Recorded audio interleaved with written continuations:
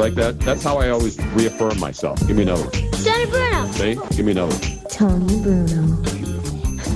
You say it real fast now? Tony Bruno. Nice. Can you say it real slow now? Tony Bruno. Can you get deeper? Deeper. You're a bad man. You're a bad man. Tony Bruno. Tony Bruno. And now. Oh, Tony Bruno. Stop it! Here is Tony Bruno.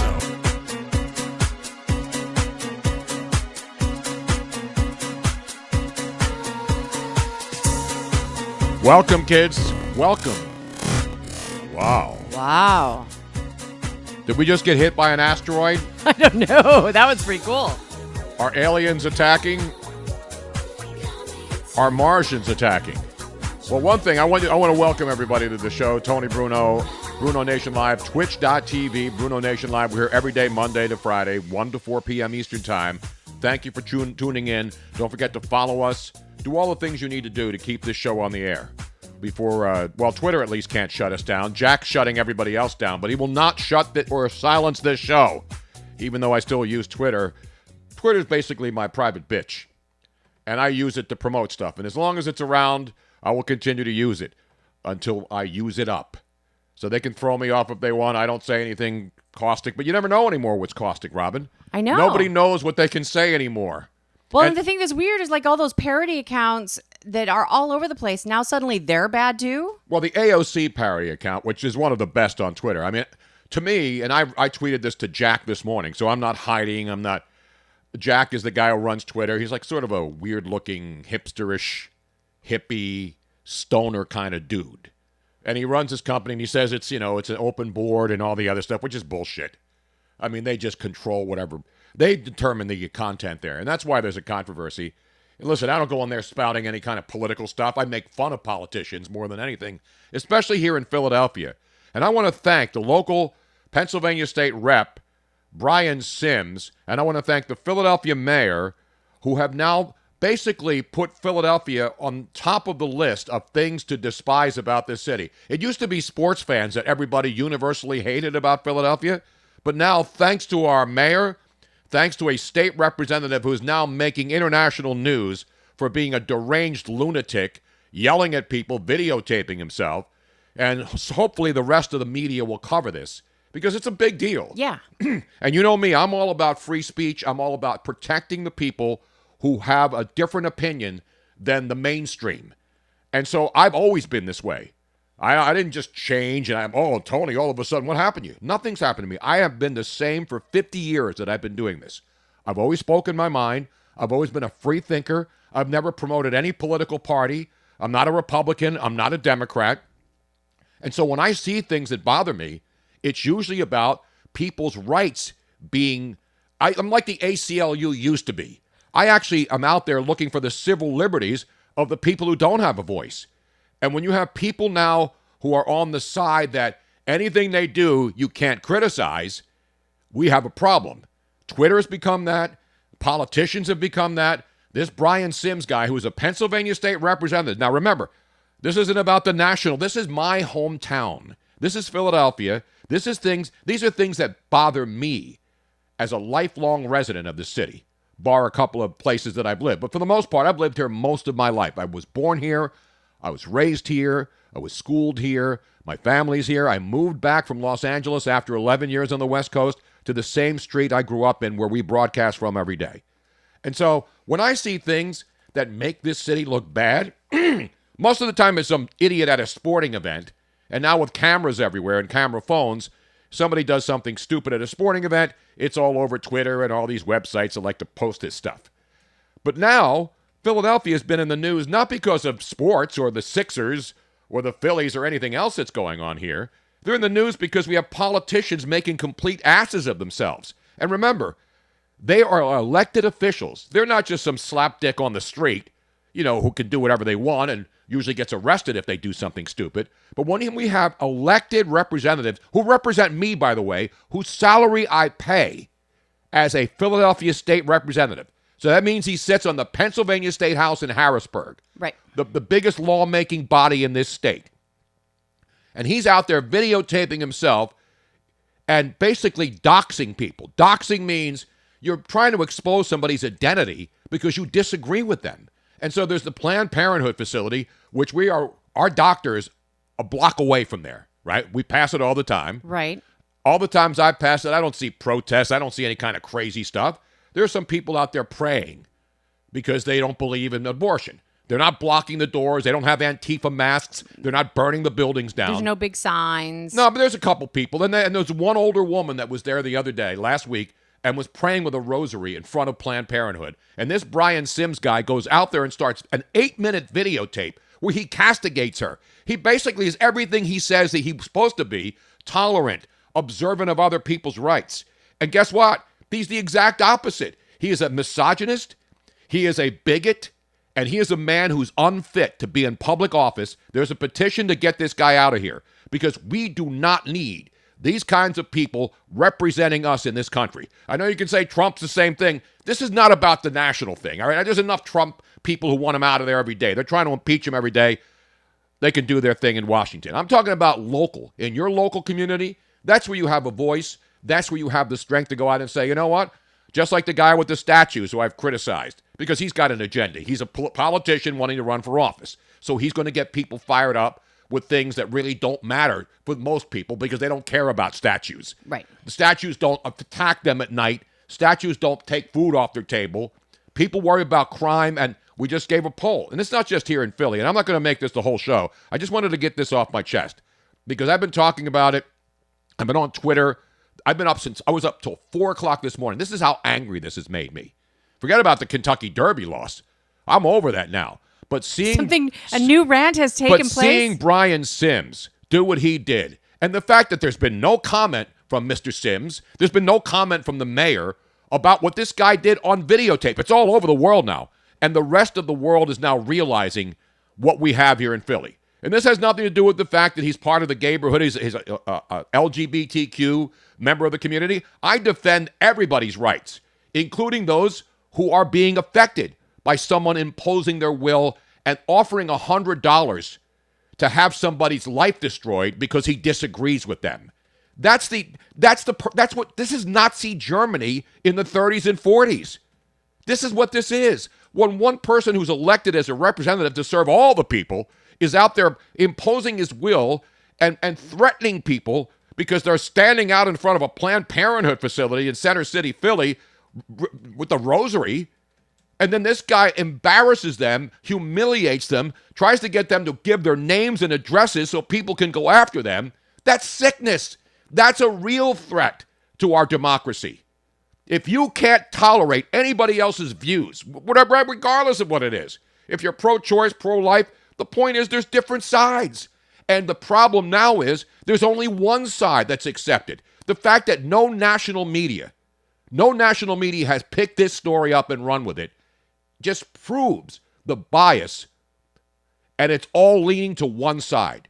The side that can claim victimhood even though they're the people committing the crimes.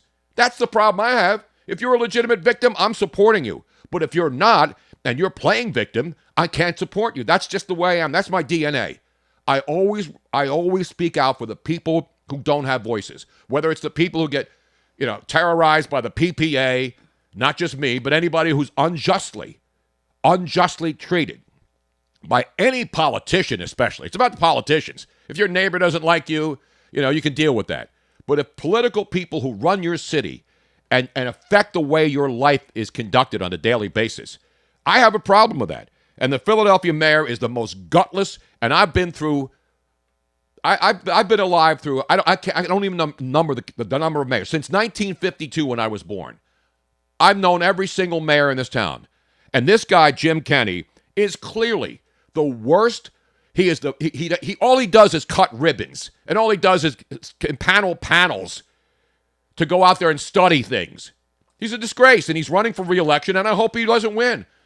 And this Brian Sims guy should not be allowed to spend another hour in office in this state of Pennsylvania. Governor Tom Wolf needs to issue a statement. Mayor Jim Kenney needs to come out of hiding and release a statement about the conduct of a state representative. And I don't care what state this is in. And people are normally held accountable. But if anybody in their right mind watches Brian Sims and can say, what he did is okay because you agree with him, that doesn't make it okay. So Brian Sims, resign. There's a petition out there.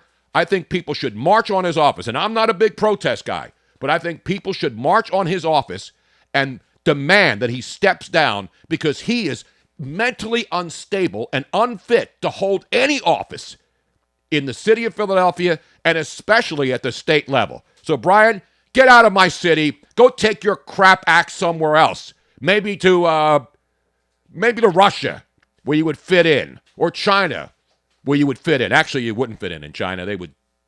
Never mind. Enough about that. It is an outrage.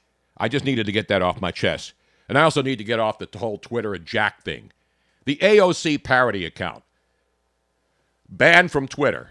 And then people wonder why Twitter, we're talking about worrying about the integrity of elections. Social media is so huge that social media giants like Twitter and Facebook, they can control what people think. Because people go on there, they don't know what's true, what's false. Correct. All the political noise on there, I just basically laugh at. But the things that really intrigue me the most on Twitter are the parody accounts.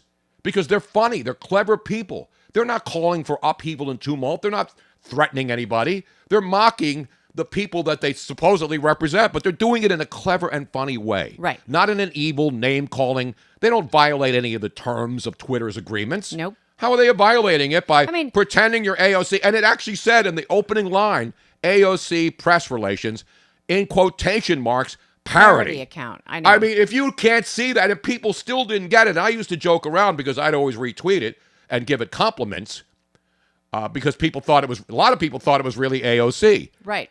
And so I would always retweet it and make comments that I hoped were equally as funny. Yet there were a lot of people who thought it was really her. Same thing with the former Trump press guy, Spicier. Sean Spicer. Sean Spicer has his own account, but there's a guy who has an account called Sean Spicier, and it's a parody account, and it's clearly a parody account, and he will tweet something as they say defending. Now, is he still on there? I haven't checked. I wouldn't be surprised. I guarantee you they've taken him down too, but maybe not. You know why? Because the real Sean Spicer probably hasn't complained because he thinks it's funny, and the guy who does the account is funny. So I'm sure AOC and her minions probably went crying to Jack that there's a parody account that has the audacity to have fun on Twitter when they flat out say that they're not really her. Now, the Sean Spicier account is still up, and I would be curious. I mean, it's clear that there are parody accounts. There's parody accounts for Trump. There were parody accounts for Obama. There's a million parodies. There's Tony Bruno parody accounts. There's tons of them. They don't bother me. Nobody's threatening anybody. Nobody's doing. But there's a lot of accounts on Twitter that actually do threaten people. Yet they're still up. That's the hypocrisy that people don't understand. Listen, nobody has to be on Twitter. We have to be on Twitter because that's the way we reach followers around the country. And if there was something better and people were involved in it, I'm all for it. I'm all for freedom of expression. Twitter is basically a world message board. You can go on there, you can create fake accounts, which is the biggest problem. See, I believe that there should be a way to validate who you are. Even the parody accounts. Everybody knows who's running the parody accounts. That's the thing. It's not like somebody's hiding. The person who ran the account is well known on Twitter. Yes. So it's not like he's devious and he's got some political agenda. The guy's just having fun. The Sean Spicer account, the spicier one, which is hilarious, the guy's a genius.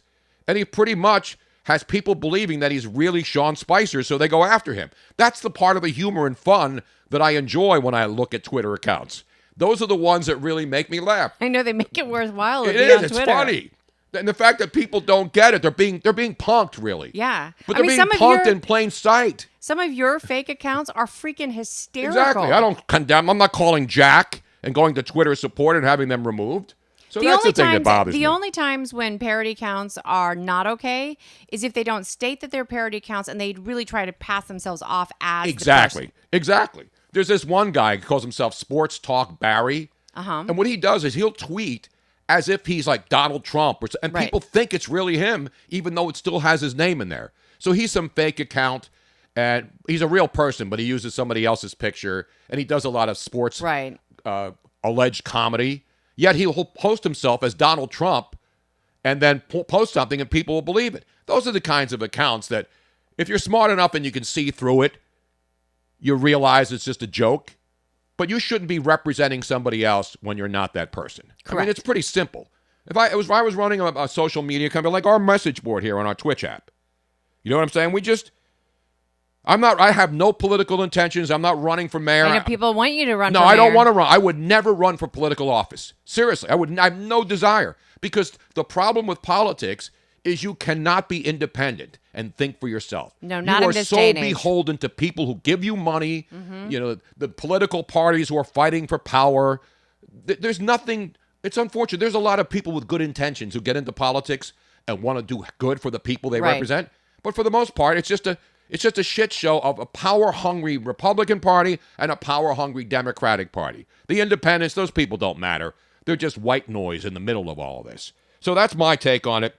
The bottom line is, social media, take it for what it is. It's just a worldwide message board. And if you're going to allow people to get you angry on there, and then the company that runs it is going to start determining and picking and choosing with no consistency who should be on there, who should be banned for life, that's a problem. That's not how a free world works, I okay? know. And again, you don't have to pay to be on Twitter, but they use your information. Well, and here's the just problem. like Facebook does. Here's a problem I have. Twitter, their excuse is that they and the comments from people that are supporting having all these accounts taken down is, well, Twitter's a private company.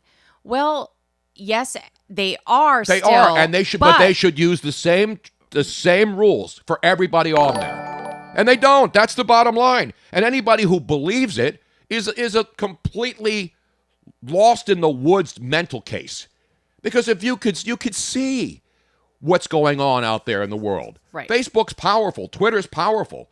They could have people on there, whether it's Russians or whomever, will change the way people think, because people don't like to think for themselves. They want to think for themselves, but they're so bought into and they're so enraptured in everything that happens in the world of politics that they can't conduct their normal lives anymore. There are people on there 24/7 worrying about impeachment and who won the election. Move on with your life. Look at me. I moved on from the Kentucky Derby devastating loss. I'm still taking Thank sleeping God. pills. No, but I'm still taking sleeping pills and I can't sleep at night. But, well, my fervent hope is that there will be a true competition for Twitter soon, so that they realize that they can't do politically based decisions anymore. People can do whatever they want. I As know, long as but you're it not, would be- it's simple. It's like going into a theater, you don't scream fire. On Twitter, anything goes. And people can say anything they want. And a lot of people say dangerous things, and they should be removed. Regardless of your political beliefs or who you are. People use Twitter basically to pass misinformation. Some people pass legitimate information. And that's the bottom line. So that's all I have to say about that. I just wanted to get that out of my mind, off my chest. The guy Brian Sims. I mean, when I kept watching those videos, I know you shouldn't have. I should have actually taken your phone away. No, from him. not because I don't want to hurt the guy. People are threatening by. No, it's not about threatening somebody you disagree with. It's about saying, you know what this guy did crossed the line. We still have a First Amendment. He can go out there and protest in front of Planned Parenthood that he wants people. Right. People aren't being blocked from there. But We go by harassing. there all the time. Are there people holding signs who are pro-life? Absolutely. As long as they're not blocking the entranceway and keeping people from going in, they're not breaking the law. That's what the First Amendment is all about. But when you have one guy offering $100 to people to dock somebody, to release their identity, under the guise of, I'm doing Especially something good for the world, that's sick. The next one, he released 2 videos. There was teenage girls. Yeah, I think it They was were a mom and I don't know if it was a and mom. It was an adult woman, not an older. The Right. first one was an older woman, Right. who Like a he kept- senior. a senior citizen with a pair of rosaries. And so this guy's anti-Christian. Obviously, very dangerous woman. Oh, no doubt about it. Those he could have. Man, those senior women I with think rosaries. if she had holy water and it sprinkled some holy water on Brian Sims, he would have imploded. He would have burst into flames. Well, This is the kind of if she'd been a craziness that's nun, going though, he would have had every right to be scared because, man, those nuns are scary. But yeah, he won't mess with a nun. Just- I was they're hoping frightening. that the woman would have walked up and kicked him in the balls. Because what's he going to do then? I don't know. If he's trying to dox a woman, ask her name, and then she turns around. Guys are going to go there and give this guy crap now, and I don't want to see that. No. But I would love to see a woman. The next woman that's there, and he goes up and pulls that crap with his camera phone, I want her to kick him right in the balls and have him fall down on the street. Now, Tony, we are not encouraging I'm encouraging violence. women, not men. No, I'm encouraging any woman that he harasses, not just out of the blue. If you're out there in front of Planned Parenthood, and this Brian Sims guy, you'll notice him. He looks like every other yuppie with a beard. He's just an angry, deranged lunatic. Glad in New York is asking. No, what is it saying? Gladney NC? Glad. I don't know, Robin. Just read it. I don't know. Sometimes I'm trying to figure out these handles. Asking if he's going to burst into flames like a koala. Like a koala That is when so they're eating sad. eucalyptus. This is from the show yesterday when Duncan Mackenzie McCard, our correspondent from Australia, he explained that because koalas eat eucalyptus leaves when there are brush fires, because they have so much eucalyptus oil inside of them, Correct. they actually burst like a little into flames, yes. Molotov cocktail. They burst apart. Oh, that is just sick. It is sick. But anyway, that was my opening. I don't have that scripted. That's just me speaking from the heart. And we want to thank for everybody in Toronto that is now listening, because we are being ghost hosted by whoops. I lost it. Hold on. Humble and Fred Radio. Humble and Fred. Didn't I work with them once? They're a fantastic radio show in Toronto. Is that his real name, or is he just humble like I am? No, it's two guys. I know, Humble and Fred. I'm Yes. asking the guy whose name is Humble. I think because that's I know his there last was name. Humble Harv, who was a great DJ back in the 60s. Humble Harv here, and he was humble. I should call myself Humble Tony, but it doesn't rhyme. Like Humble Harv sounds good because it's and nobody would believe that was Humble Tony. I'm humble. Am I not humble? I'm humble, Robin. Yeah, you're humble. I'm but telling you I'm humble, and you better damn believe it and repeat it after me. Tony Bruno was the most humble man I've ever met in my life. Not humble pie, of course. But anyway, enough of that. But we want to thank everybody listening in Toronto. Thank you so much. Tonight, Game 5 in Toronto, 8. The Sixers praying that Joel Embiid is over his cold, his colonoscopy, his knees, his health, because if Joel Embiid is still ailing tonight, it could be lights out for the 76ers. Not tonight, because obviously this is Game 5. So whoever wins tonight takes the upper hand, would only have to win one. If Sixers find a way to win tonight, they could win the series back home here in Game 6. So the stakes are high. We know what's going to happen. To sit here and try to predict it, one thing we know, and I said this yesterday, Kawhi Leonard is doing things that no other player in NBA history has done in one series. I mentioned the stats. I know yesterday I told you that Kawhi Leonard has done what LeBron James hasn't done, what Michael Jordan hasn't done, what Kobe Bryant hasn't done. All of the greats in the NBA haven't done. And that is average 38 points a game and shoot 62% in a playoff series. No other player's done that. I'm talking the greats of all times. And Kawhi Leonard, I'm not going to put him in the Hall of Fame after a couple games, but this guy is legit. And you know the best part about Kawhi Leonard when you watch him play? What's that? He's unflappable. You never see him go to official and yell. Right. He just goes out there. He is the quintessential lunch Where's he pail. from?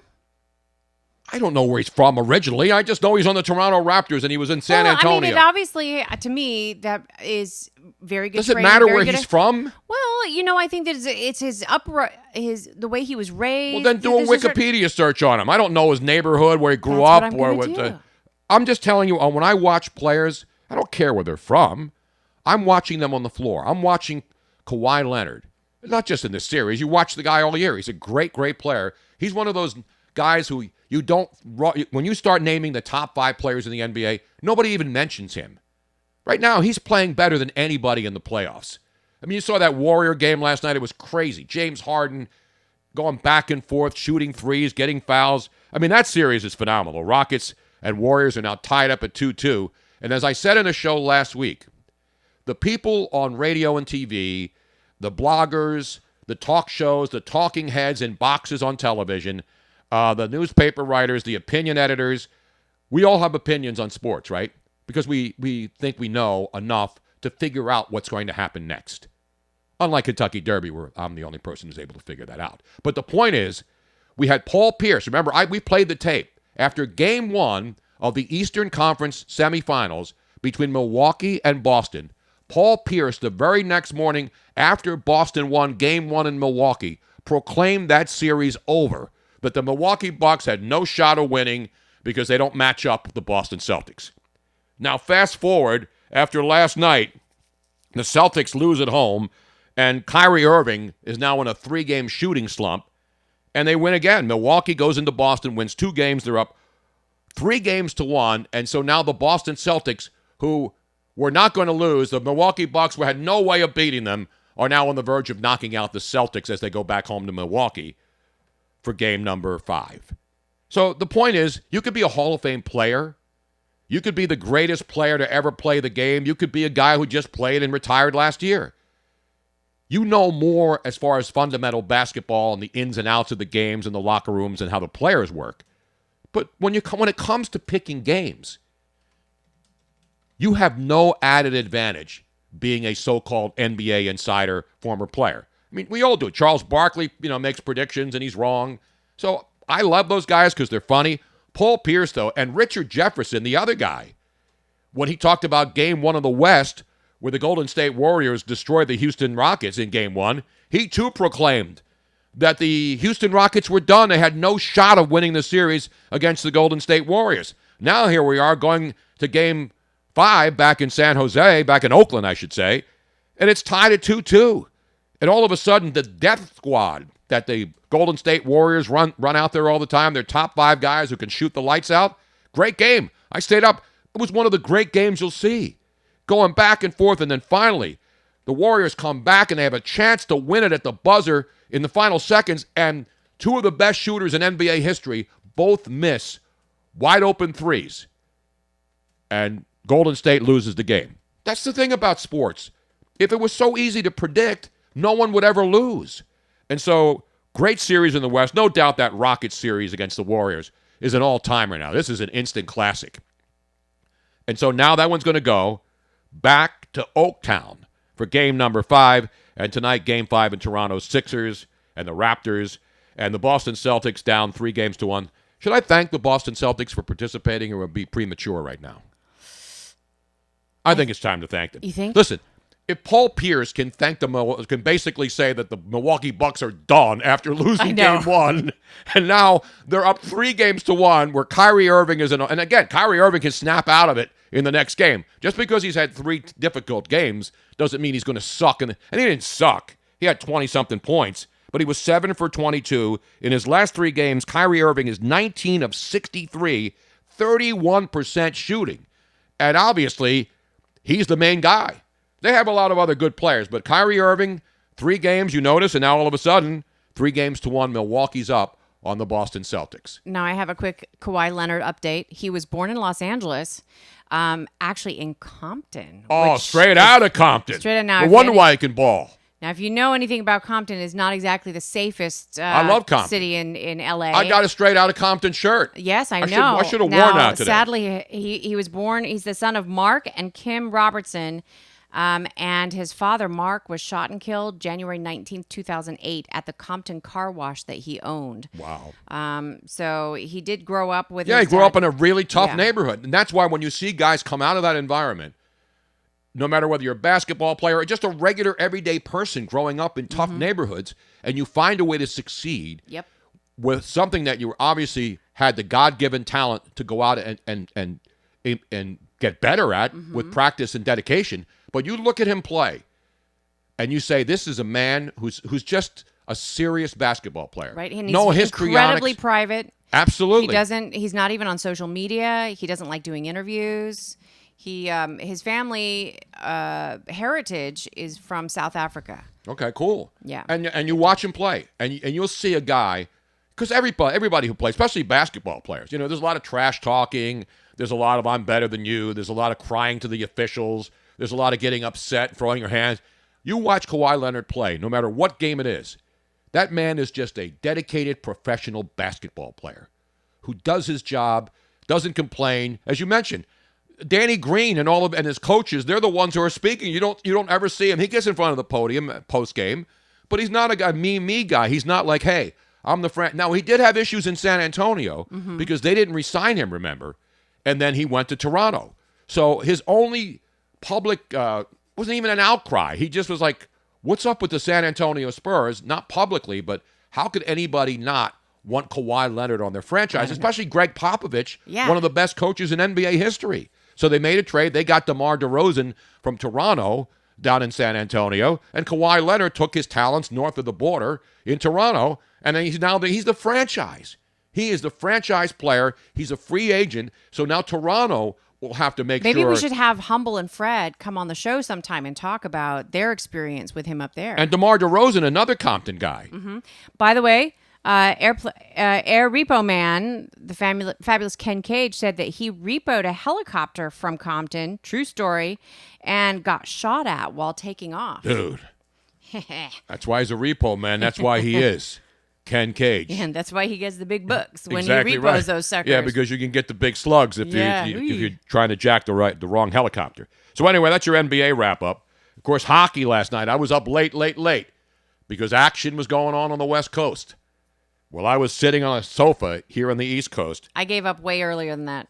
What's the matter with you, Robin? We have now had 14 overtimes. Do you realize that? In this year's NHL playoffs, there have been 14 overtime games, which without any doubt, and anybody will agree, there's nothing more exciting in any sport than NHL Stanley Cup playoff overtime hockey. It's just every rush, every time you move up and down the ice, the game could end. It's really sudden death, the way sudden death was meant to be. So last night, while you were sleeping, yours truly, Tony Bruno, not even watching like Science Channel or any of his normal late-night fare, SpongeBob, because we had late-night action. There's nothing wrong with late-night action unless you're too tired and older and you prefer daytime action. But that's what happens when you get older. You know what I'm saying? So anyway, let's go to hockey action, Wait, Robin. before you go to hockey action, Tony, we need to say goodbye to all of those people that are watching on Facebook, YouTube, and Periscope. We love you. We want to see you and have you be a part of our chat room and the Bruno Familia, but we need you to switch over to Twitch. Make the switch to Twitch. It's free to join. Twitch.tv/BrunoNation Live. It is the only way that you will be able to see us every single day. Every day. From Monday through Friday, 1 to 4 p.m. Eastern. And we love you on there. So we love you long time on there. And there are all sorts of different benefits when you follow. And then if you subscribe, there are even more benefits. So please switch over. Say goodbye, Tony, to all of the people. Periscope. I got to do my Fortnite YouTube, goodbye. Facebook, and we want to see you over on Twitch, damn it. I want to do that Fortnite dance to the Tom Jones. It's not unusual. I think I can get that dance move down. Now, you've seen that, right, in Fortnite? Yeah. With the characters, they dance in there, and then they wave. The Boston Red Sox used to do it last year, but